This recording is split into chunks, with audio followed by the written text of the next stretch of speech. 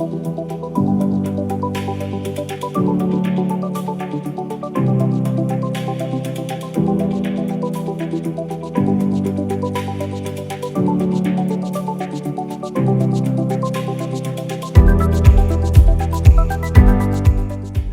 वालेकुम।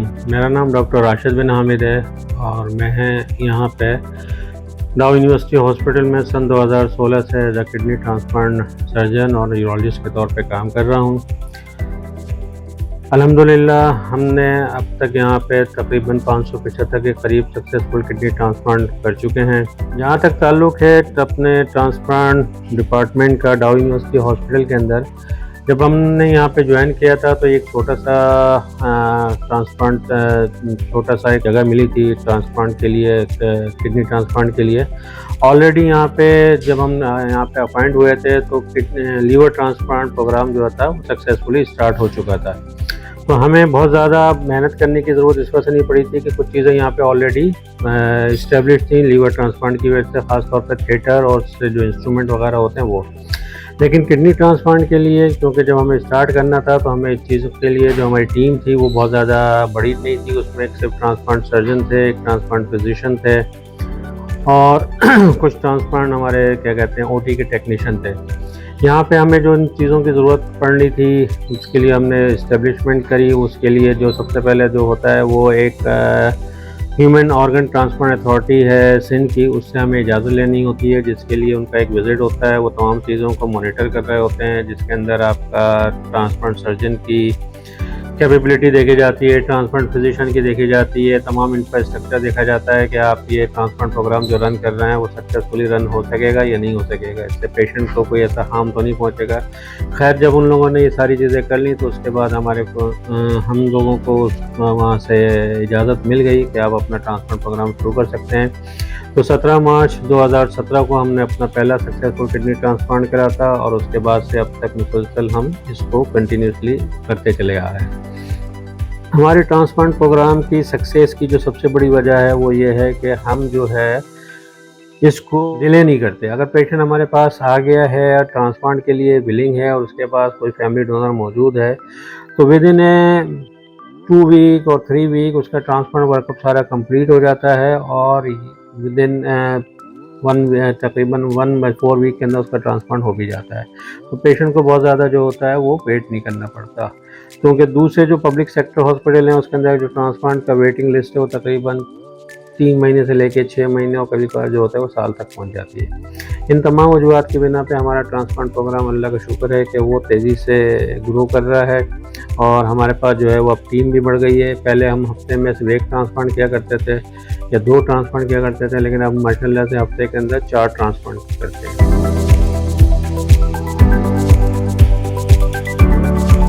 गुर्दे फेल होने की 2 तरीके होते हैं। एक एक्यूट किडनी इंजरी होती है जो कि अचानक से ख़राब हो जाती है, जिसमें कॉमन कॉजेज़ कोई इन्फेक्शन हो, मलेरिया हो, डेंगू हो या किसी भी किस्म की सेप्सिस हो जो हॉस्पिटल सेटअप में एडमिटेड हो, उसमें गुर्दे फेल अचानक हो जाते हैं। दूसरी चीज़ क्रॉनिक किडनी डिजीज़ होती है जिसमें स्लो गुर्दों की ख़राबी होती है।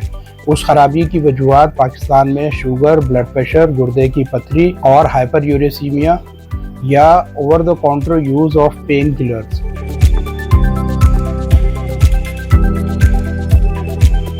क्रॉनिक किडनी डिजीज़ के 5 स्टेजेस होते हैं, जिसमें इनिशियल स्टेज में नेफ्रोलॉजिस्ट के पास आना बहुत ज़रूरी होता है ताकि टाइमली चीज़ों को आइडेंटिफाई किया जाए और उसके मुताबिक उसका कुछ फ़ैसला किया जाए। वो मरीज़ जिनको शुगर और ब्लड प्रेशर की बीमारी होती है उनको पहले 5 सालों के अंदर नेफ्रोलॉजिस्ट के पास डेफिनेटली विज़िट करना होता है, चाहे उनको साइन सिम्टम्स कुछ हों या ना हो।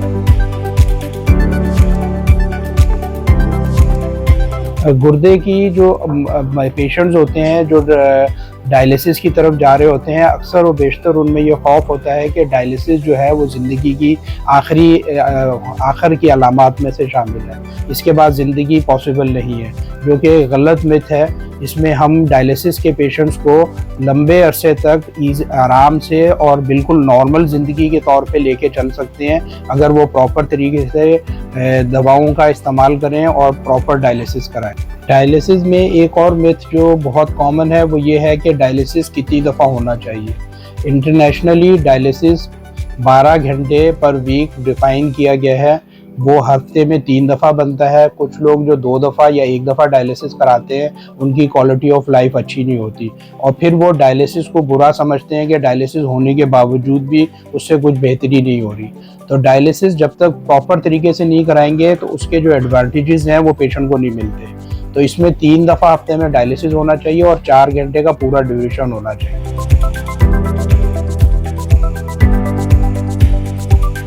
डायलिसिस पेशेंट जो हैं वो 15 साल से लेके 30 साल तक अच्छी क्वालिटी लाइफ गुजार सकते हैं अगर वो प्रॉपर अद्वियात लें और खून का लेवल बेहतर रखें, कैल्शियम मैग्नीशियम फॉस्फेट को एक ख़ास लेवल पे कंट्रोल रखें तो उनकी ज़िंदगी बहुत आसानी से हो सकती है। गुर्दे के मरीज़ जो डायलिसिस पे होते हैं उनमें मौत की वजूहात में सबसे कॉमन या तो फालिज है या हार्ट अटैक है।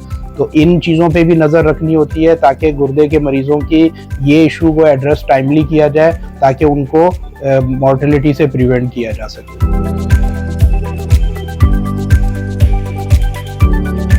पाकिस्तान में डायलिसिस के 2 तरीके होते हैं या दुनिया भर में ये तरीके राइज हैं। एक पेरिटोनियल डायलिसिस होती है और एक हीमोडायलिसिस होती है। हम अपने डाउ यूनिवर्सिटी ऑफ हेल्थ साइंसेज में इस वक्त हीमोडायलिसिस पे काम कर रहे हैं जिसमें हेपेटाइटिस बी, सी और नेगेटिव पेशेंट्स के लिए अलहदा डेडिकेटेड मशीनें हैं। हर वो पेशेंट जो लेस देन 40 इयर्स एज के हैं और उनमें रिस्क फैक्टर कम से कम है, जो इनमें डायबिटीज़ कंट्रोल है, ब्लड प्रेशर अच्छे से कंट्रोल है या गुर्दे की पथरी की वजह से उनके गुर्दे फेल हैं, तो वो ये पोटेंशियल कैंडिडेट होते हैं रीनल ट्रांसप्लांट के। और हम रीनल ट्रांसप्लांट यूनिट के कोऑर्डिनेशन के साथ ये सारे पेशेंट ट्रांसप्लांट ऑफ़र करते हैं और जब ज़रूरत होता है, जब उनके अप्रोप्रिएट मैच मिल जाते हैं तो हम उनको रीनल ट्रांसप्लांट करा देते हैं।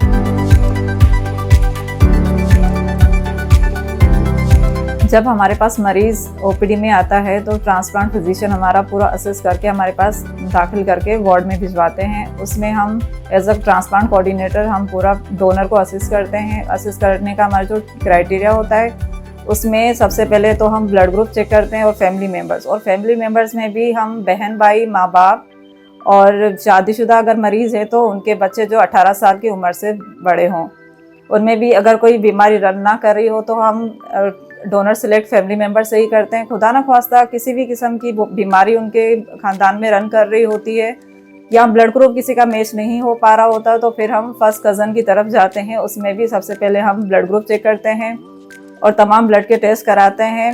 उसके बाद ही हम डोनर की सिलेक्शन करते हैं।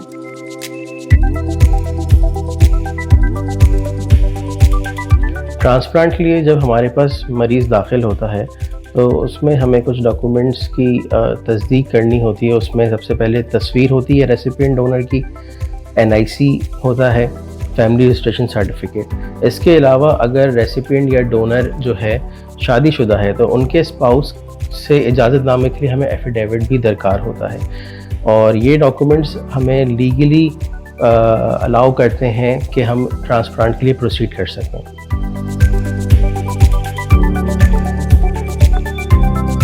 मरीज को ओपीडी के जरिए पेयर की सूरत में एडमिट किया जाता है जिसमें रेसिपिएंट और डोनर दोनों साथ एडमिट हो जाते हैं। रेसिपिएंट वो शख्स जिसको गुर्दा ट्रांसप्लांट करना है और डोनर वो शख्स जिसको गुर्दा लिया जाएगा। जब मरीज एडमिट हो जाता है रेसिपिएंट तो उसके बाद उसका डिटेल हिस्ट्री और एग्जामिनेशन किया जाता है। डॉक्टरों की टीम देख के तसल्ली करती है और उसके बाद उसके वर्कअप को भेजा जाता है। मरीज का वर्कअप 3 फेजेस में डिवाइडेड है। फेज 1 के अंदर हम सारा बेसलाइन इन्वेस्टिगेशंस करवा लेते हैं जिसमें ब्लड की इन्वेस्टिगेशंस और रेडियोलॉजी रिलेटेड इन्वेस्टिगेशंस हो जाती हैं। उसके बाद फेज 2 के अंदर हम सारी इन्फेक्टिव प्रोफाइल स्क्रीन करते हैं और फेज 3 के अंदर हम इम्यूनोलॉजी और CDC क्रॉस मैच करवा लेते हैं मरीज़ का। इसके बाद मरीज़ को बेहोशी के डॉक्टर और दिल के डॉक्टर देख के तसल्ली करते हैं और फिटनेस दे देते हैं। साथ ही साथ अगर डोनर के वर्कअप को देखा जाए तो डोनर के वर्कअप के लिए भी पहले हिस्ट्री और डिटेल एग्जामिनेशन होती है। सर्जन की टीम देख के उनको तसल्ली करती है। उसके बाद फिर डोनर का फेज 1 भेजा जाता है। फेज 1 में डोनर की भी सारी बेसलाइन इन्वेस्टिगेशंस जिसमें ब्लड की इन्वेस्टिगेशंस और रेडियोलॉजी रिलेटेड इन्वेस्टिगेशंस शामिल हैं, लेकिन साथ ही साथ डोनर का एक 24 घंटे का पेशाब का टेस्ट करवाया जाता है। उसकी रिपोर्ट की तशखीस के बाद फिर डोनर का फेज 2 और फेज 3 भेजा जाता है। फेज 2 के अंदर इन्फेक्टिव स्क्रीनिंग आ जाती है और फेज 3 के अंदर HLA टाइपिंग और CDC क्रॉस मैच और साथ में CT एंजियो करवा लिया जाता है। जब डोनर का वर्कअप कंप्लीट हो जाता है तो एक दफ़ा सर्जन देख के तशखीस के बाद तसल्ली कर लेते हैं और साथ ही साथ दिल के डॉक्टर और बेहोशी के डॉक्टर भी उनको देख के तसल्ली करके फिटनेस दे देते हैं। इस तरह पेयर को डिस्चार्ज कर दिया जाता है और उनके नंबर पे उनको बुला के उनका ट्रांसप्लांट करवा दिया जाता है।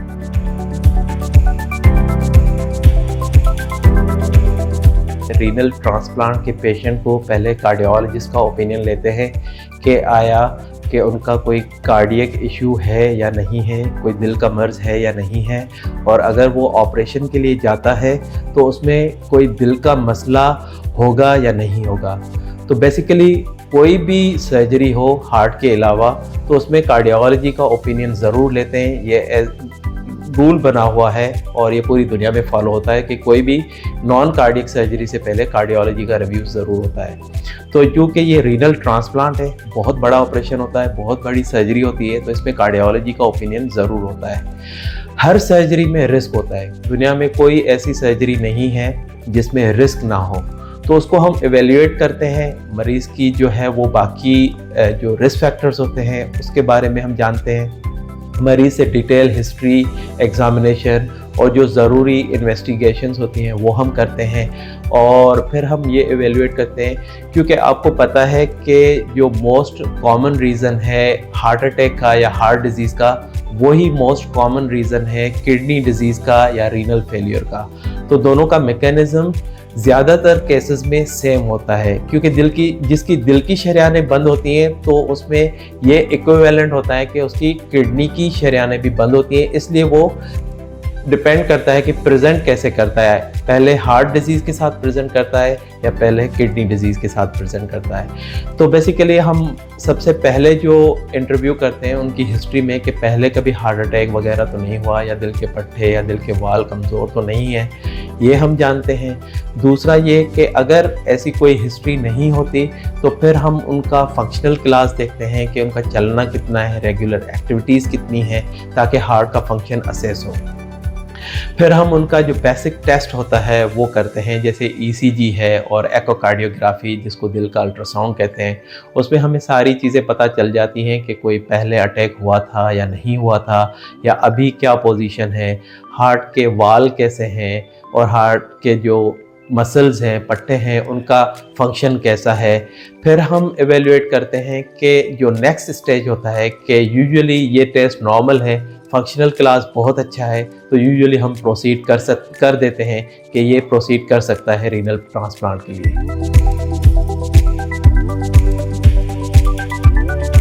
अगर हमें थोड़ा सा भी शुबा होता है कि दिल की शरियानें या दिल के वाल में कुछ मसला आ रहा है तो उसमें फिर हम स्ट्रेस टेस्ट की तरफ जाते हैं। स्ट्रेस टेस्ट के बहुत सारे मुख्तलिफ तरीके होते हैं। फिज़िकल स्ट्रेस भी होता है जिसमें ट्रेडमिल एक्सरसाइज टेस्ट होता है, ट्रेडमिल एकोकार्डियोग्राफी टेस्ट होता है, न्यूक्लियर स्कैन होता है। तो उसमें अगर वो रिपोर्ट नॉर्मल आती है तो अगेन हम प्रोसीड करते हैं, या अगर उसमें कोई मसला आता है तो फिर पहले हम हार्ट को या हार्ट की डिज़ीज़ को फिक्स करते हैं और उसके कुछ अरसे के बाद फिर हम प्रोसीड करते हैं कि अब आप सेफली रीनल ट्रांसप्लांट की तरफ जा सकते हैं। तो बेसिकली मकसद ये है कि हार्ट बहुत इम्पॉर्टेंट वाइटल ऑर्गन है जो पूरी बॉडी को ब्लड सप्लाई करता है, तो उसकी इवेल्यूएशन रीनल ट्रांसप्लांट जैसी सर्जरी से बहुत ज़रूरी है और कार्डियोलॉजी का ओपिनियन बहुत ज़रूरी होता है। जब हम किसी भी मरीज़ को गुर्दे की पैवंदकारी के लिए मुंतखब करते हैं तो फिर उसके बाद सबसे पहले हम उसकी एवेल्यूएशन करते हैं कि आया ये सर्जरी बर्दाश्त भी कर सकते हैं या नहीं, और इस सिलसिले में उनके तमाम जिस्म के वाइटल फंक्शन जिसके अंदर ख़ास तौर पे दिल, फेफड़े और इनका बहुत अमल दखल है कि मरीज़ का ब्लड प्रेशर, और क्योंकि जब मरीज़ बेहोश होता है तो उस वक़्त उसके ब्लड प्रेशर की सारी जिम्मेदारी, उसके सांस की सारी जिम्मेदारी, उसकी ऑक्सीजन सैचुरेशन, ये एनेस्थेटिस्ट की जिम्मेदारी है, और इसको मेंटेन करना ख़ास तौर पे एक मखसूस नॉर्मल लिमिट में मेंटेन करना बहुत ज़रूरी है। तो इसलिए बहुत सारे टेस्ट किए जाते हैं और ताकि ऑपरेशन के दौरान किसी किस्म की मुश्किल या किसी मरीज़ को किसी किस्म का नुकसान ना हो, और कामयाब ऑपरेशन के लिए उसकी तैयारी ज़्यादा ज़रूरी है। तो जितना तैयार होकर और जितने अच्छे तरीके से मरीज़ ऑपरेशन के लिए आएगा तो हमारे ऑपरेशन के कामयाबी के चांसेस बहुत बेहतर रहते हैं। और अल्हम्दुलिल्लाह हमारे यहाँ मोर देन 95% जो है बहुत सक्सेसफुल रेट्स के साथ मरीज़ अल्हम्दुलिल्लाह घर पे चले जाते हैं सेहतियाब होकर।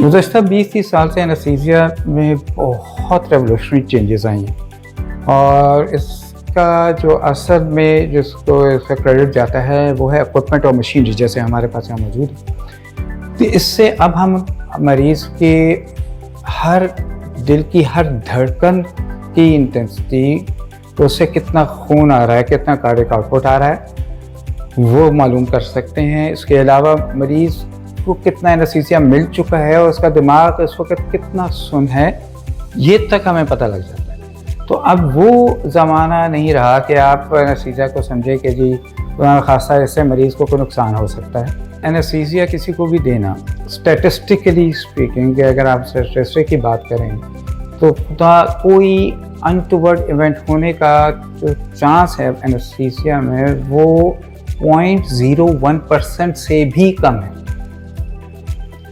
बाकी जो कुछ होता है वो अल्लाह मियाँ के रहमत और करम से ही होता है। तो अल्लाह ताला मियाँ ने उसमें बहुत करम रखा हुआ है कि अब एनेस्थीसिया बहुत सेफ़ हो चुका है। इसीलिए अब हम इवन जो मरीज़ आज से 20-30 साल पहले ऑपरेट नहीं हो पाते या जिनको ऑपरेट नहीं किया जा सकता था, कि जैसे जिनका दिल बहुत कमज़ोर होता था और उनको ऑपरेशन का ऑप्शन ही नहीं दिया जाता था कि उनको पैबंदकारी हो सके, अब वो भी मुमकिन है। तो इस लिहाज से एनेस्थीसिया के मतलब जो लोगों में शुबहात हैं वो अब ऐसा सा ख़त्म भी हो रहे हैं, और इंटरनेट के ज़रिए भी अब जो लोग, अब ज़्यादातर लोग जो ऑपरेशन से पहले अपनी ही बीमारी के मतलब पढ़ के और अपनी सर्जरी का इंटरनेट पर सर्च करके आते हैं। तो अब उनको भी अंदाज़ा हो चुका है लोगों को, ऐसा ऐसा ये आगाही लोगों में पहुंच गई है कि एनेस्थीसिया में अब इतनी पेचीदगियाँ नहीं होती और एक काफ़ी सेफ़ प्रोसीजर है, और इससे मरीज़ को फ़ायदा ही होता है, नुकसान के बहुत कम चांस है।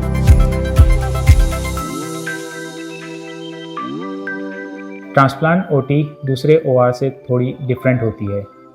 यहाँ पे जो है laminar air flow, HEPA filter use होते हैं। इसके अलावा जो है यूवी लाइट भी इसमें यूज़ हो रही होती है इन्फेक्शन कंट्रोल के पर्पज़ के लिए। ट्रांसप्लांट में जो इंस्ट्रूमेंट यूज़ होते हैं वो हाईली डेडिकेटेड इंस्ट्रूमेंट होते हैं। इसमें जो है वेस्कुलर क्लैम्प्स होते हैं। इसके अलावा कुछ फाइन इंस्ट्रूमेंट्स भी होते हैं जिनको हम प्रिपेयर करते हैं बिफोर एंड आफ्टर सर्जरी। ये वो इंस्ट्रूमेंट हैं जो हर टेक्नीशियन यूटिलाइज़ नहीं कर सकता। इसके लिए एक हाईली स्किल्ड ट्रेन्ड स्टाफ चाहिए होता है जो डाउ यूनिवर्सिटी हॉस्पिटल में मौजूद है।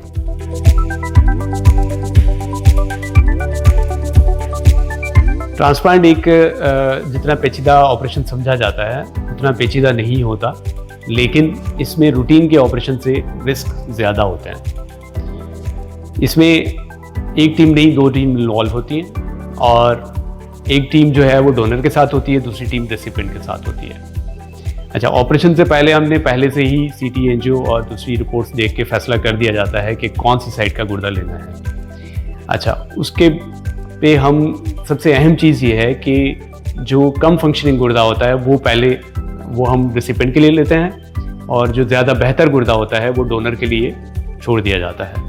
इसमें जो भी सर्जन ऑपरेशन करता है डोनर का, उसमें उसके जहन में ये अहम चीज़ होती है कि डोनर एक जो है मरीज़ नहीं है, बल्कि वो एक ऐसा अजीम इंसान है, एक हेल्दी पर्सन है जो कि किसी के लिए कुर्बानी दे रहा है। तो हमारी कोशिश होती है कि उसको कम से कम तकलीफ़ हो और कम से कम कॉम्प्लिकेशन के साथ वो इस प्रोसेस से बाहर आ जाए। ये जो डोनर नेफ्रेक्टमी है ये रूटीन के ऑपरेशन से बहुत हट के होता है, क्योंकि इसमें एक तो गुर्दा हम कोशिश करते हैं कि मुकम्मल बहुत अच्छी कंडीशन में निकाला जाए, दूसरा उसकी जो नसें हैं और खून की और जो पेशाब की जो नाली है वो भी बहुत अच्छे से साफ़ सुथरी होके बिल्कुल वो निकल आए, और उसको कोई भी कोलेटरल डैमेज ना हो, निकालने के दौरान कोई उसको प्रॉब्लम ना हो।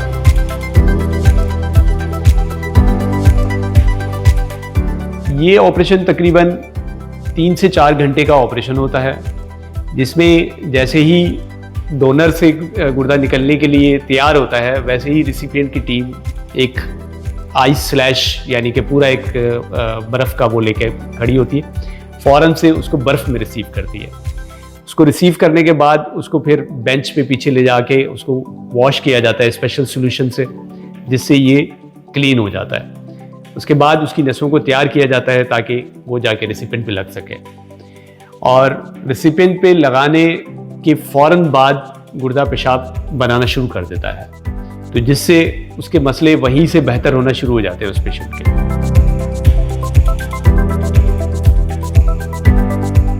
इसमें अहम चीज़ ये है कि लोग समझते हैं कि हमारा शायद पुराना गुर्दा निकाल दिया जाएगा, तो ज़्यादातर पेशेंट्स में ये पुराना गुर्दा नहीं निकाला जाता, सवाए कुछ स्पेशल कंडीशंस के जिसमें गुर्दा बहुत बड़ा हो या इन्फेक्शन वाला हो तो फिर हम निकालते हैं। लेकिन रूटीन में सब मरीज़ों का गुर्दा पुराना वाला नहीं निकाला जाता, और जो नया वाला है वो उसके पेट के नीचे वाले हिस्से में सीधे तरफ या उल्टे तरफ पेवंदकारी की जाती है।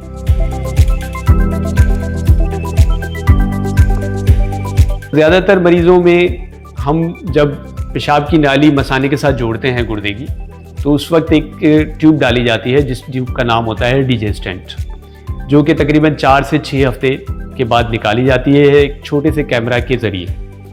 तो ये सब मरीज़ों में नहीं डालते, लेकिन बहुत सारे मरीज़ों में ये डालना पड़ता है, और इसके लिए आपको जो मरीज़ होता है उसको 1.5 महीने के बाद दोबारा से ऑपरेशन थिएटर जाना पड़ता है, जिसमें एक छोटा सा कैमरा का मुआयना होता है, और उस कैमरा के ज़रिए पेशाब की जगह से वो ट्यूब निकाल देते हैं। उसमें अलग से कोई चीरा या ज़ख़म नहीं लगाया जाता।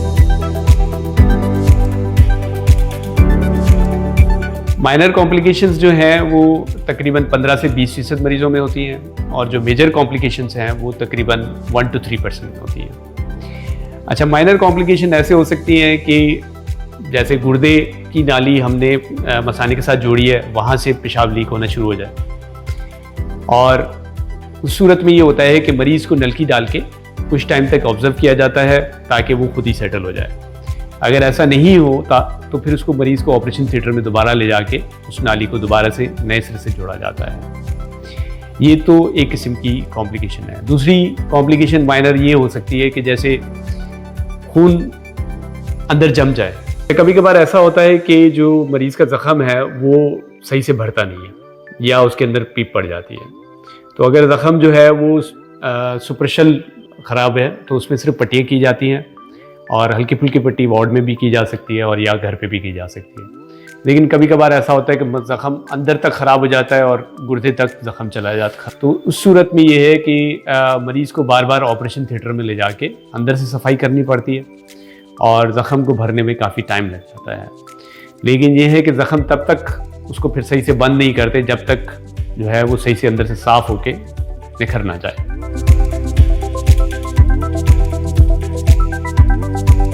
इसमें जो सबसे मेजर कॉम्प्लिकेशंस हैं वो आपको बताना ज़रूरी अहम है, क्योंकि जो 1 to 3% हैं उसमें कभी कभार ऐसा होता है कि गुर्दा दूसरे का जिस्म वो एक्सेप्ट ही नहीं करता, या फिर मरीज़ की जान जाने का ख़तरा होता है। तो एक्सेप्ट का सबसे अहम चीज़ ये है कि जैसे हम गुर्दा लगाते हैं और क्लैंप्स खोलते हैं, क्लैंप्स यानी कि नसों के जैसे ही खून अंदर उसके गुर्दे के अंदर जाता है तो गुर्दा काला हो जाता है, तो जिसका मतलब ये होता है कि उसके जिस्म ने उसके कबूल नहीं किया।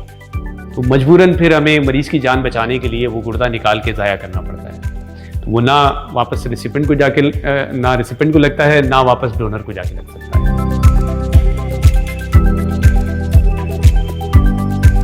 कुछ इन्फेक्शंस ऐसे होते हैं कि जो कि बहुत ख़तरनाक होते हैं, जैसे कि फंगल इन्फेक्शन है। वो आम आदमी को किसी को लगते हैं तो वो कुछ ऐसा ज़्यादा प्रॉब्लम नहीं करते, लेकिन जो कि गुर्दा ले रहा है वो इम्यूनो सप्रेस होता है, उसको अगर लगते हैं तो वो जानलेवा साबित होते हैं। लेकिन ये किसको होगा ये किसी को नहीं पता। ये समझे कि 100 में से किसी 1 या 2 को होता है, और इसको प्रेडिक्ट करना मुश्किल है कि किसको होता है।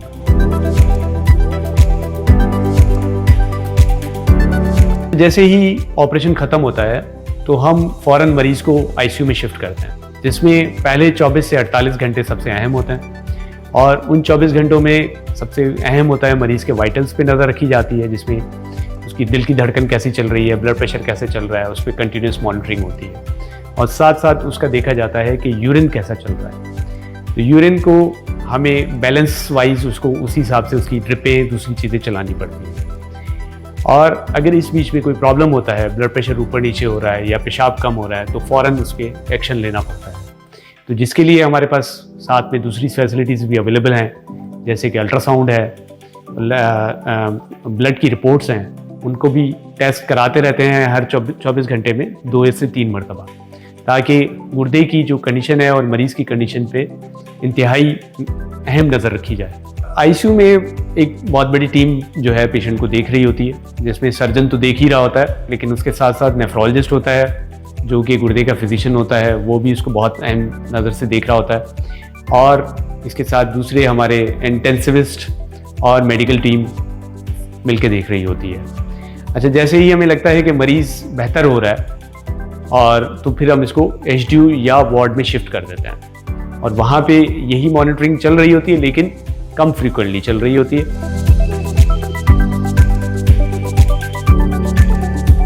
इसमें अच्छी बात यह है कि ज़्यादातर पेशेंट्स दूसरे दिन पे वार्ड में शिफ्ट हो जाते हैं और तकरीबन 5वें या 6ठे दिन पे उनकी छुट्टी भी हो जाती है। लेकिन उनको यह है कि बीच बीच में बार बार आके दिखाना ज़रूर पड़ता है और उसकी मॉनिटरिंग घर पे बैठ के एक किस्म की हो रही होती है।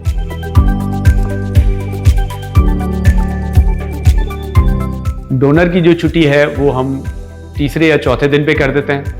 उसमें सबसे अहम ये होता है कि उसकी नलकियाँ सारी निकल जाएं, पेशेंट चले फिरे, अपना खाए पिए, उसके बाद फिर हम उसको छुट्टी कर देते हैं। हम ज़्यादातर मरीज़ों को ऐसे टाँके लगाते हैं जिनको निकालने की ज़रूरत नहीं होती, अंदर ही जज़ब हो जाते हैं, तो वो उनको दोबारा टाँके निकलवाने के लिए आने की ज़रूरत नहीं होती, लेकिन दूसरी चीज़ों के लिए आना ज़रूर पड़ता है उनको।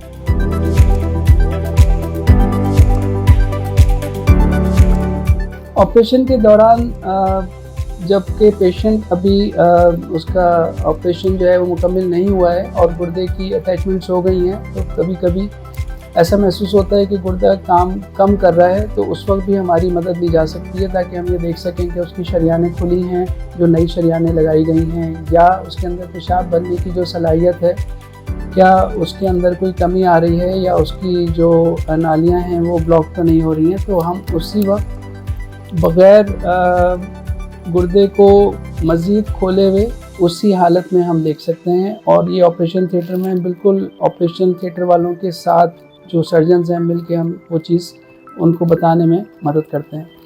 जब ऑपरेशन हो जाता है तो उसकी बिल्कुल शुरू के हिस्से में और उस दौरान जो दवाइयाँ कम या ज़्यादा करनी होती हैं, जो उसकी इम्यूनिटी के हवाले से क़ुव्वत मदाफ़त बढ़ाने की या कम करने की दवाइयों की सलाहियत होती है, वो कम या ज़्यादा देखने के लिए भी हमारी मदद ली जाती है, जिसमें कभी कभी गुर्दे की बायोप्सी करने के लिए भी हमें बुलाया जाता है और हम उसको सेफली बायोप्सी करने की कोशिश करते हैं, जिसमें बायोप्सी का जब हम वो टुकड़ा निकाल लेते हैं जब गुर्दे का, तो वो पैथोलॉजी में टेस्ट होने के लिए दे देते हैं, जिससे नेफ्रोलॉजिस्ट ये अंदाज़ा लगा लेते हैं कि उनको दवा का डोज कम करना है या ज़्यादा करना है, या किसी वजह से गुर्दा ज़्यादा निगहदाश्त चाहता है। रेडियोलॉजी का और यूरोलॉजिस्ट का बहुत अहम साथ है और ये नेफ्रोलॉजिस्ट की मौजूदगी में एक भरपूर टीम है, जिससे गुर्दे की निगहदाश्त में आसानी और मुसलसल इलाज और उसको बरकरार रखने के लिए जो एक कीमती तोहफ़ा मरीज़ के जो लवाकिन हैं, जो कि उसके ब्लड रिलेशन हैं, खूनी रिश्तेदार हैं, उनसे मिलता है, उसकी हिफाजत करने में मौसर साबित होता है। ट्रांसप्लांट के जो मरीज़ होते हैं वो बिल्कुल सिंपल स्ट्रेट फॉरवर्ड नहीं होते, क्योंकि उनके अंदर बहुत सारी और बीमारियां भी मौजूद होती हैं। मेजॉरिटी आपको पता है कि गुर्दे के मरीज़ वही होते हैं जिनमें शुगर, ज़ियाबतीज़ और ब्लड प्रेशर की बीमारी पहले से होती है, और इस ज़ियाबतीज़ और ब्लड प्रेशर की वजह से उनको दिल का अटैक भी हुआ होता है, दिल के अमराज में मुब्तला होते हैं, और इन सब वजूहात की वजह से उनको बार बार के इन्फेक्शंस, और क्योंकि जब डायलिसिस पे जाते हैं उनकी लाइन डलती है, फिस्चुला बनता है, तो बहुत सारे तकलीफ दे मराहिल से गुजरते हैं। तो एक कॉम्प्लिकेटेड किस्म का मरीज़ आपके पास आता है। उसका इलाज शुरू करना और उसको एक नई ज़िंदगी की उम्मीद दिलाना बहुत ही बड़ा काम होता है, और उसकी काउंसलिंग और मरीज़ की फ़ैमिली को सेटिस्फाई करना, उसको बताना, और ऑफ कोर्स ये एक बहुत बड़ा ऑपरेशन होता है और उसके अंदर बहुत सारे टेस्ट होते हैं होने से पहले, और उसमें ज़ाहिर है पेचीदगियाँ भी होती हैं। ऐसा नहीं है कोई भी प्रोसीजर बग़ैर पेचीदगियों के मौजूद हो। तो वो सब चीज़ें बताने के बावजूद भी अल्हम्दुलिल्लाह, और ये इतने ज़्यादा पेचीदा मरीज़ों के साथ हमारा सक्सेस रेशो काफ़ी अच्छा है। अच्छा, मैं कुछ बताना चाहूँगा कि हमारे पास किस किस तरह के पेचीदा मरीज़ों का ट्रांसप्लांट हो चुका है। हमारे पास काफ़ी सारे ऐसे मरीज़ आए जिन्होंने एक ट्रांसप्लांट कराया, वो 6 से 8 साल चला, वो रिजेक्ट हो गया। फिर हमने क्योंकि इस तरह के मरीज़ों को बहुत कम सेंटर्स एक्सेप्ट करते हैं कि जी आप दूसरा ट्रांसप्लांट करने आ रहे हैं, क्योंकि इनके अंदर एंटीबॉडीज़ बहुत ज़्यादा होती हैं और इसमें रिजेक्शन के chances as compared to first transplant ज़्यादा होते हैं। इन पेचीदा किस्म के मरीज़ आते हैं जिनका दूसरा ट्रांसप्लांट होता है, जो पहले एक दफ़ा करा चुके होते हैं, उनको हम दोबारा से एक नई रे ऑफ होप देते हैं, जबकि उनको सारी चीज़ों का पता होता है कि ट्रांसप्लांट में क्या क्या मुश्किलात हैं, परेशानियां हैं, फिर भी वो दूसरे ट्रांसप्लांट के ख्वाहिशमंद होते हैं। उसमें सबसे बड़ा मसला जो होता है वो एंटीबॉडीज़ का होता है। इन मरीज़ों में रिजेक्शन के चांसेस आम मरीज़ों के मुकाबले में कई गुना ज़्यादा होते हैं। तो डाउ यूनिवर्सिटी हॉस्पिटल एक वाहिद तो नहीं कहूँगा, लेकिन पूरे मुल्क में दूसरा या तीसरा सेंटर है जहाँ पे सेकंड ट्रांसप्लांट भी बआसानी हो जाता है, और अब तक हमने 15 से 20 के तादाद में सेकंड ट्रांसप्लांट कर चुके हैं। जो बड़ी चीज़ है वो ये कि हमने एक तीसरा ट्रांसप्लांट, जिनके 2 दफ़ा गुर्दे रिजेक्ट हुए थे, उन्होंने 2 दफ़ा कहीं और से ट्रांसप्लांट कराया था, तो उसका भी हमने तीसरा ट्रांसप्लांट किया है डाउ यूनिवर्सिटी हॉस्पिटल में, और अल्हम्दुलिल्लाह वो सक्सेसफुली चल रहा है। तो ये पाकिस्तान का वो पहला सेंटर होगा जिसमें थर्ड ट्रांसप्लांट परफॉर्म हुआ है। हम उन मरीज़ों को भी ट्रांसप्लांट के लिए अहल कर लेते हैं जिनके दिल के जो काफ़ी अमराज में मुब्तला होते हैं, दिल का अटैक पड़ा होता है, दिल की मुख्तलिफ बीमारियों में होते हैं, और दिल उनका काफ़ी कम % काम कर रहा होता है, जैसे कि 25 से 30%। इस तरह के पेशेंट किसी और जगह पे जाते हैं तो यूजुअली वो रिजेक्ट हो जाते हैं, और उसमें क्योंकि थोड़ा पेचीदा ऑपरेशन होता है, उसमें सर्जन और एनेस्थीसिया वाले उसको अलाउ नहीं करते हैं। लेकिन अल्हम्दुलिल्लाह डाउ यूनिवर्सिटी हॉस्पिटल की एनेस्थीसिया टीम और ट्रांसप्लांट टीम इतनी मुस्तनद और माहिर है कि उन्होंने इस वक्त तक 35 ऐसे मरीज़ हैं जिनके जो दिल का फंक्शन है वो 30% से कम होता है, उनके भी महारत के साथ ट्रांसप्लांट कर दिए। और हैरानी की बात और सबसे अमेजिंग बात यह है कि ट्रांसप्लांट के बाद 6 महीने के बाद उसमें से 50 से 60% मरीज़ों का दिल का फंक्शन बेहतर हो गया है, क्योंकि ये दिल का फंक्शन ख़राब होने की मेन वजह इनकी मुस्तकिल डायलिसिस होती है। जैसे ही उससे जान छूटती है तो इनका दिल का अमराज बेहतर होना शुरू हो जाते हैं और दिल का फंक्शन बेहतर हो जाता है।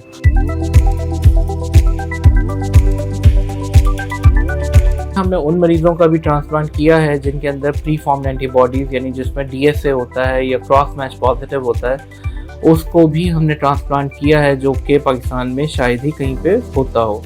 उनको हमने एक इंटरनेशनल स्टैंडर्ड के हिसाब से डिसेंसिटाइज़ किया, उसके अंदर से सारी एंटीबॉडीज़ रिमूव की, और उसके बाद जब वो ख़तरे से काफ़ी हद तक कमी हो गई तो फिर हमने उनका ट्रांसप्लांट सक्सेसफुली कर दिया है। और इस तरह के मरीज़ों की तादाद कम से कम भी 50 से ऊपर है, तो जो कि एक बहुत ही बड़ी बात है डाउ यूनिवर्सिटी हॉस्पिटल के लिए।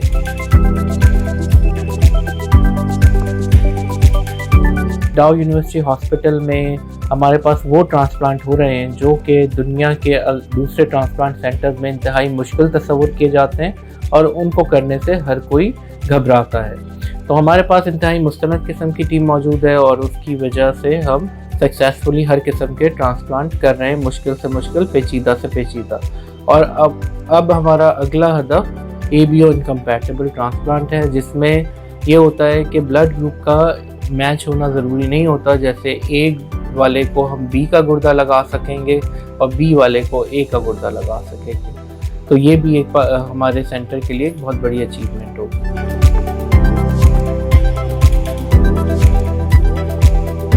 डाउ यूनिवर्सिटी के अंदर जो ट्रांसप्लांट की जो सहूलियात हैं उसके अंदर जो सबसे अच्छी चीज़ है हमारे पास डेडिकेटेड 2 ट्रांसप्लांट थिएटर मौजूद हैं, जो कि अब बहुत ही state of the art theatre हैं। डेडिकेटेड जो होता है ट्रांसप्लांट आईसीयू है, जो कि सिर्फ किडनी ट्रांसप्लांट के पेशेंट के लिए होता है। इसके बाद फिर हमारे पास एक एचयू है, जो कि हाई डिपेंडेंसी यूनिट कहलाता है। जब पेशेंट आईसीयू से शिफ्ट होता है तो एचयू में आता है। फिर हमारे पास जो होता है 2 अलग से वार्ड हैं यहाँ पे ट्रांसप्लांट पोस्ट ट्रांसप्लांट पेशेंट के लिए। इसके अलावा कुछ स्पेशल वार्ड हैं जो कि डेडिकेटेड हैं ट्रांसप्लांट यूनिट के लिए, जिसमें हम प्री ट्रांसप्लांट पेशेंट को जो होता है एवलुएट करने के लिए रखते हैं। फिर हमारे पास डाउ यूनिवर्सिटी के अंदर जो लैब है वो माशाल्लाह से हर किस्म की लैब जो होती है जो कि ट्रांसप्लांट के लिए ज़रूरी होती हैं वो इसमें यहीं हो जाती हैं। इसमें ख़ास तौर के ऊपर जो हमारे ड्रग लेवल होते हैं साइक्लोस्पोरिन का, टेकोजिन का और दूसरी जो इम्यूनोसप्रेसिव मेडिकेशन होती हैं उनके जो ट्रफ लेवल होते हैं वो सब यहीं पर ही हो जाते हैं। फिर यहीं पर ही हमने अपना जो ट्रांसप्लांट के लिए जो एक इम्यूनोलॉजी लैब होती है जो कि किडनी ट्रांसप्लांट के लिए जिसमें इम्यूनोलॉजी का बहुत इम्पोर्टेंट रोल होता है, वो बाकायदा पूरी एक हमने यहाँ पे डेवलप करी है, जो कि माशाल्लाह से पूरे सिंध की जो होती है 2nd लार्जेस्ट इम्यूनोलॉजी सेंटर है सिंध के अंदर। ये तमाम चीज़ें यहाँ पर मौजूद हैं जिसकी वजह से ट्रांसप्लांट की फैसिलिटीज़ में या परफॉर्म करने में सारी चीज़ें आसान हो जाती हैं। हमें कुछ चीज़ों के लिए किसी भी चीज़ के लिए बाहर नहीं जाना पड़ता। अंडर द वन रूफ के अंदर जो होती है सारी चीज़ें अवेलेबल हैं।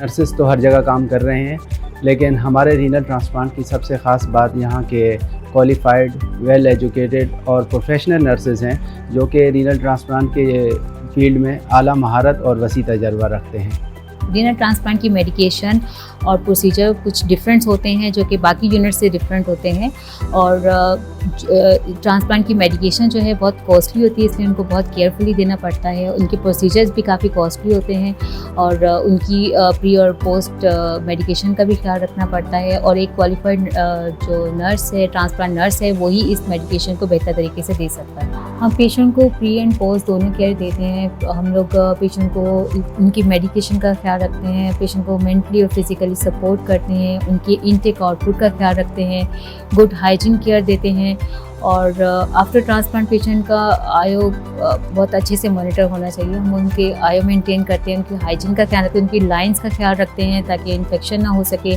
और आफ्टर डिस्चार्ज जब पेशेंट यहाँ से जाता है तो हम उनको डिस्चार्ज टीचिंग भी देते हैं। हमारे पास पेशेंट जब ओटी के लिए प्रिपेयर होता है, एक दिन हम पहले उनका जो क्यूब है, आईसीयू का क्यूब जो है हम रेडी करवाते हैं। 2 से 4 घंटे के हम यूवी डाइल लगाते हैं और उसके बाद हम बेड प्रॉपर प्रोटोकॉल के साथ ओटी में शिफ्ट करते हैं। उसके बाद हमारे पास ओटी से कॉल आती है कि आईसीयू में पेशेंट शिफ्ट हो रहा है, ट्रांसप्लांट सक्सेसफुल हो गया। जब पेशेंट हमारे पास ओटी से शिफ्ट होता है आईसीयू में तो हम 24 आवर्स जो है क्लोज मॉनिटरिंग करते हैं, उनके ब्लड प्रेशर चेक करते हैं, टेम्परेचर चेक करते हैं, हार्ट रेट और सैचुरेशन, और उनका आउटपुट जो है हमारा इम्पोर्टेंट होता है कि उनका आउटपुट जो है हम 1 आवरली के हिसाब से मॉनिटरिंग करते हैं, और जितना आउटपुट आ रहा है उस हिसाब से हम आईवी हाइड्रेशन रिप्लेस करते हैं ml।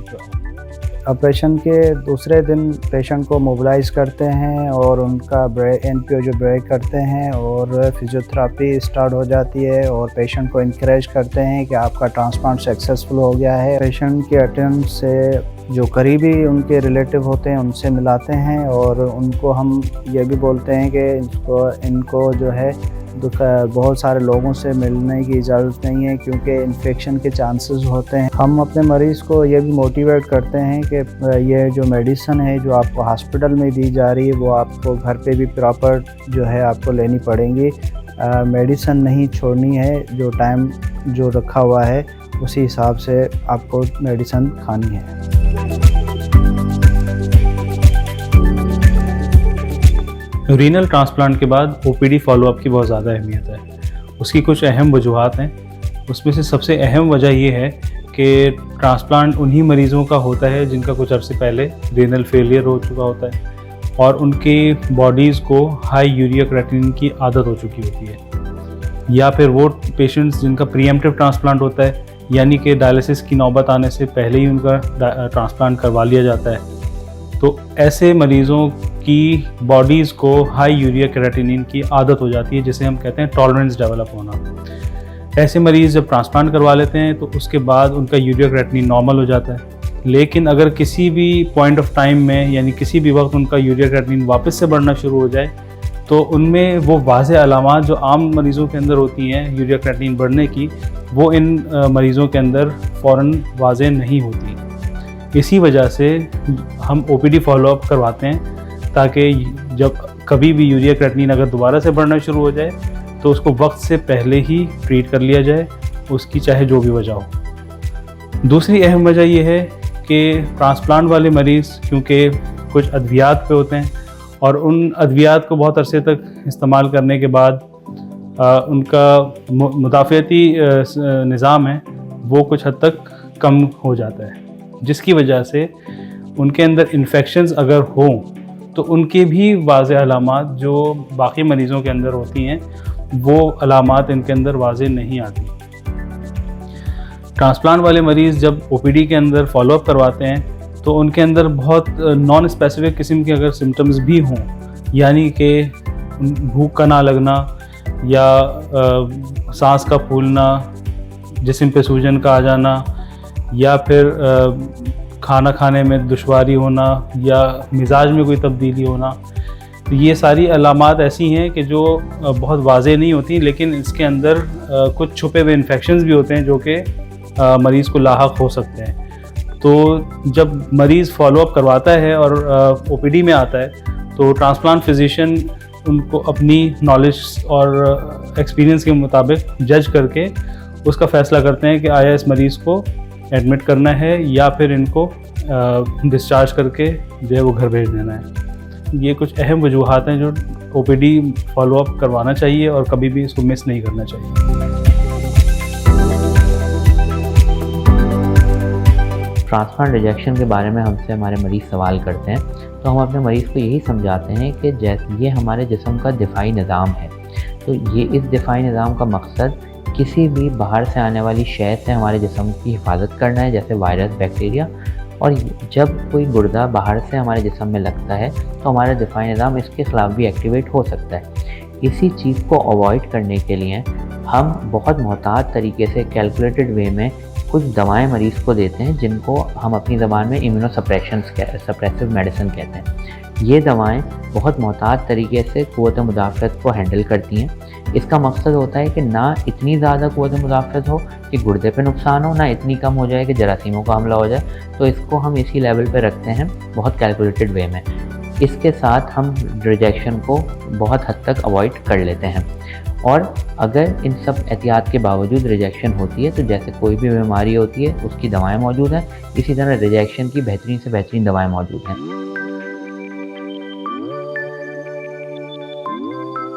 रिजेक्शन 3 किस्मों की होती हैं, एक हाइपर एक्यूट रिजेक्शन, एक एक्यूट रिजेक्शन और एक chronic rejection. Hyper acute rejection आजकल के दौर में हम अल्हम्दुलिल्लाह नहीं देखते क्योंकि हमारे पास इतने एडवांस टेस्ट मौजूद हैं जो हाइपर एक्यूट रिजेक्शन को वक्त से पहले डायग्नोस कर लेते हैं और हम उसको ट्रीट कर लेते हैं। इसके अलावा एक्यूट रिजेक्शन दिनों, हफ्तों या महीनों पे हो सकती है और इसकी फर्दर 2 किस्में हैं, एक टी सेल मीडिएटेड, एक एंटीबॉडी मीडिएटेड। और इन दोनों ही किस्मों की फर्दर टाइप्स मौजूद हैं। तो इसको बेहतर समझने के लिए इसकी पेशेंट जब इन अलामतों के साथ आता है तो हम बायोप्सी करते हैं। इस बायोप्सी करने से हमें ये अंदाज़ा पता चल जाता है कि किस नौयत की, किस टाइप की रिजेक्शन है और उसकी हमारे पास दवाएं मौजूद हैं। हम उसको टेलर मेड करके उस टाइप के हिसाब से दवा देते हैं जिससे अल्हम्दुलिल्लाह मरीज़ को फ़ायदा होता है। तो ये हर रिजेक्शन जैसे एक बीमारी होती है, इसी तरह की रिजेक्शन एक बीमारी है। तो हर बीमारी का जैसे इलाज मौजूद है, इसी तरह रिजेक्शन का भी इलाज मौजूद है और बेहतर तरीके से वक्त पे उसका इलाज करा के इस रिजेक्शन को ट्रीट किया जा सकता है।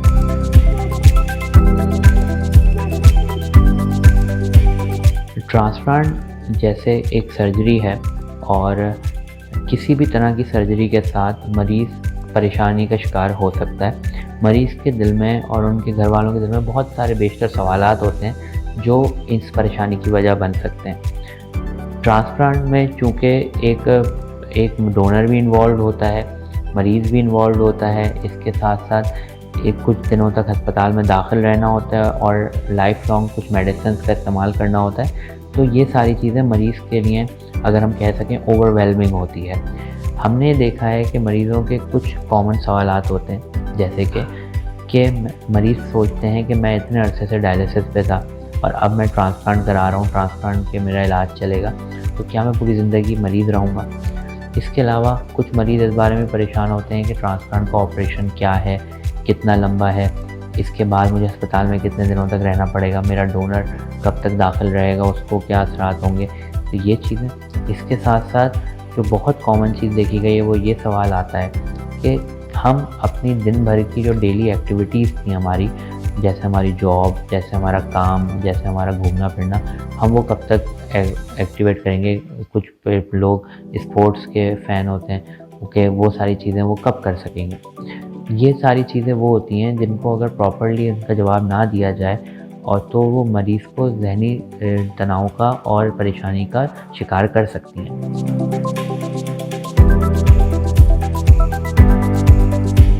हम समझाते हैं मरीज़ के घर वालों को कि मरीज़ को बिल्कुल सारी चीज़ों से रिस्ट्रिक्ट ना किया जाए। ये मरीज़ बाकी दीगर मरीज़ों की तरह मरीज़ हैं जो कि दवाएं खाएंगे और दवा खाने के साथ साथ हमें कुछ एहतियात करनी है, उनको घर में क्वालिटी टाइम स्पेंड करना है और साथ साथ ये मेक श्योर किया जाए कि जो इनकी डेली एक्टिविटीज़ हैं जिसमें इनकी जॉब वगैरह शामिल है उसकी तरफ आहिस्ता आहिस्ता इनको वापस लाया जाए और ट्रांसप्लांट या ट्रांसप्लांट की दवा किसी मरीज़ को अपनी डेली एक्टिविटीज़ से नहीं रोकती है।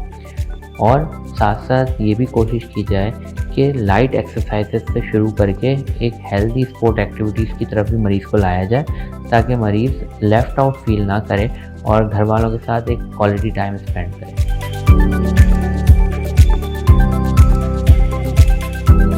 ट्रांसप्लांट के वो मरीज़ जो हमारे पास से डिस्चार्ज होके जाते हैं उनमें देखा यह गया है कि वो मरीज़ जो अपनी दवाइयाँ वक्त पे लेते हैं, दवाई में कोई नागा नहीं करते, हमारे मशवरे के बगैर किसी दवा को इस्तेमाल नहीं करते और बर वक्त ओपीडी में आके अपना मुआयना करवाते हैं, वो मरीज़ हमारे पास कम से कम अस्पताल में दाखिल होते हैं और उनमें कम से कम पेचीदगियाँ देखी गई हैं। अगर किसी मरीज़ में कोई अलामात ज़ाहिर होती हैं या वो अपनी तबीयत में कोई नासाजी महसूस करता है तो वो हमारे वार्ड में आके अपना मुआयना करवा सकता है। हमारे वार्ड में 24 घंटे डॉक्टर और स्टाफ मौजूद होते हैं।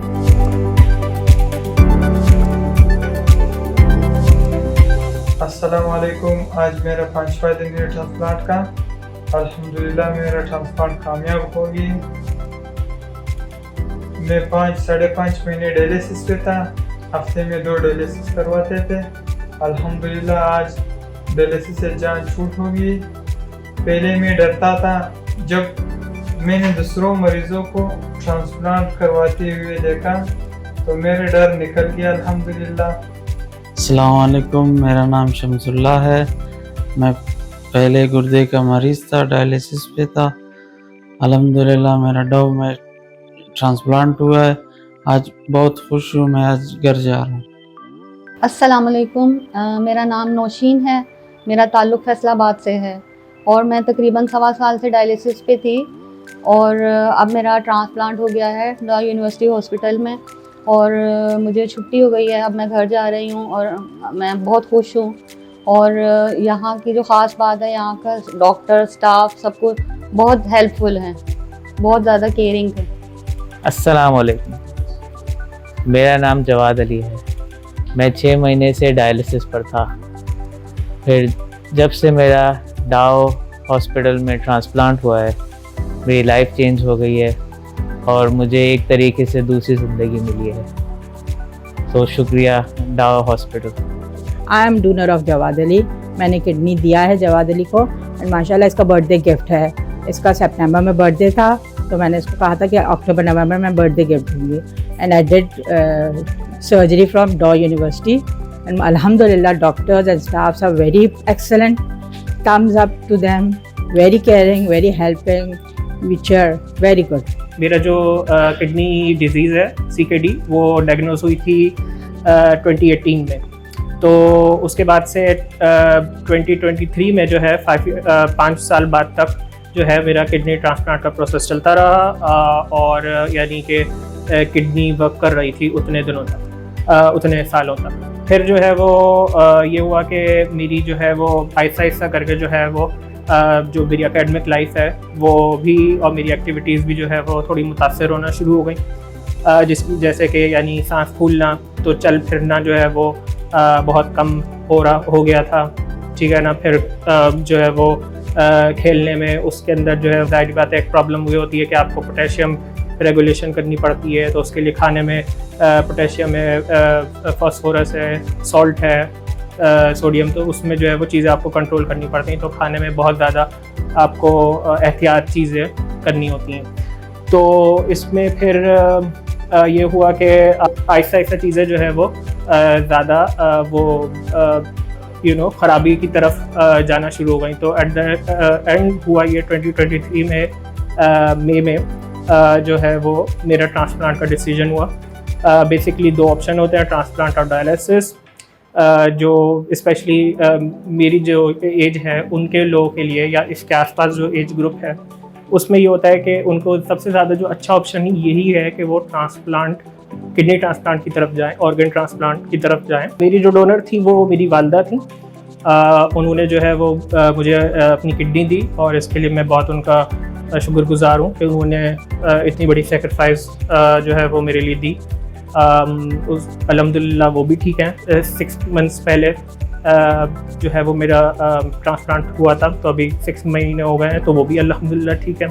इसके अलावा मैं भी अल्हम्दुलिल्लाह ठीक हूँ। खाने में भी सारी रिस्ट्रिक्शंस ख़त्म हो गई हैं, चलने फिरने में भी मुझे आसानी है, कोई सांस नहीं फूलता, कोई मसले मसाइल नहीं है अल्हम्दुलिल्लाह। इनका हमें जिस वक्त पता चला कि किडनी फेलियर की तरफ है, CKD का जो है ये पेशेंट हैं, तो ज़ाहिर है हमारे तो पाँव तले से ज़मीन निकल गई कि भाई ये क्या हुआ।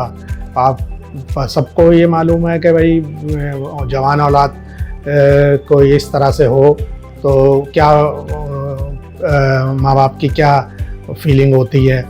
और लेकिन बहरहाल अल्लाह का बहुत बहुत शुक्र है कि इसका ये डायग्नोज हुआ, ये फिर हुआ कि जी इसका ट्रांसप्लांट, किडनी ट्रांसप्लांट करवाया जाए। हमने डॉक्टर तसद्दुक साहब से रुजू किया, तो 5 साल पहले की बात है ये। इसका मई में 2023 में ट्रांसप्लांट हुआ। अच्छा, उससे पहले ज़ाहिर है जब ये पता चला हमें तो हमारे लिए तो बहुत बड़ी एक मुश्किल की बात थी कि ये भाई ये हुआ क्या, किस तरह हो गया, क्या हो गया। खैर उसको हमने पीछे छोड़ा, ये ट्रांसप्लांट करवाया और अल्हम्दुलिल्लाह बिल्कुल ठीक है। और जो पहले जिस तरह से चीज़ें थी वो अब नहीं रही हैं, एक्टिव है बिल्कुल। सारी जो रिस्ट्रिक्शन थी उससे पहले, ट्रांसप्लांट से पहले जो थी वो ख़त्म हो गई हैं अल्हम्दुलिल्लाह। ये अपनी नॉर्मल जिस तरह से एक मैं या आप ज़िंदगी गुजार रहे हैं, ये 6 महीने से अल्लाह का शुक्र है कि ये ज़िंदगी गुजार रहा है। और उम्मीद यही है अल्लाह से कि इंशाअल्लाह आइंदा भी ये इसी तरह रहेगा। 14 फरवरी 2020 में हमारा ट्रांसप्लांट हुआ, किडनी का ट्रांसप्लांट हुआ, डॉक्टर तसद्दुक साहब ने किया हुआ। अल्लाह ताला ने कामयाब कर दिया। हमारा जो डोनर है वो हमारा घर वाला था। अभी 2023 शुरू है ना, अभी तो इंशाल्लाह मैं तो 3 महीने में आ रहा हूँ चेकअप के लिए, बिल्कुल नॉर्मल आ रहा है।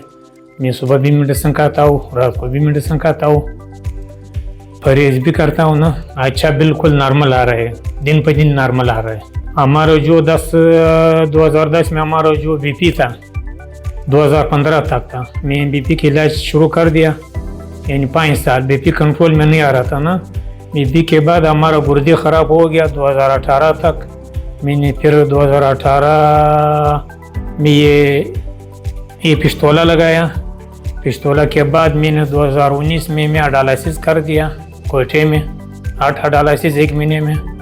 फिर जो मैं डॉक्टर तसद्दुक साहब के पास आया था, 1 हफ्ते में इधर 4 डायलिसिस कर दिया। 1 हफ्ते में 1 जुमरा में मेरे को दाखिल कर दिया, दूसरे जुमरा तक मेरे को ट्रांसप्लांट हुआ, जुमे के दिन पे था, दूसरा जुमे के मेरे को छुट्टी दे दिया। जो प्राइवेट सेक्टर के हॉस्पिटल हैं जहाँ पे ट्रांसप्लांट होता है उसके मुकाबले में ये बहुत नॉमिनल चार्जेस होते हैं यहाँ पे किडनी ट्रांसप्लांट के, लेकिन इसके बावजूद भी कुछ पेशेंट ऐसे होते हैं जो बिल्कुल भी अफोर्ड नहीं कर सकते। उसके लिए मेरी सिंध गवर्नमेंट से दरख्वास्त है या जो भी हायर अथॉरिटीज़ हैं उनसे मेरी रिक्वेस्ट है कि वो इस सिलसिले के अंदर अगर हमारी कुछ मदद कर सकते हैं कि हमें गवर्नमेंट की तरफ से कुछ फंडिंग मिलना शुरू हो जाए। अगर हम पूरा ट्रांसप्लांट को फंडिंग नहीं कर सकते हैं तो कम से कम जो पोस्ट ट्रांसप्लांट जो मेडिकेशन होती हैं पेशेंट की, जो कि उसको सारी ज़िंदगी खानी होती हैं, उसके लिए उनसे दरख्वास्त करूँगा कि वो उसके अंदर हमारी हेल्प करें। शुक्रिया।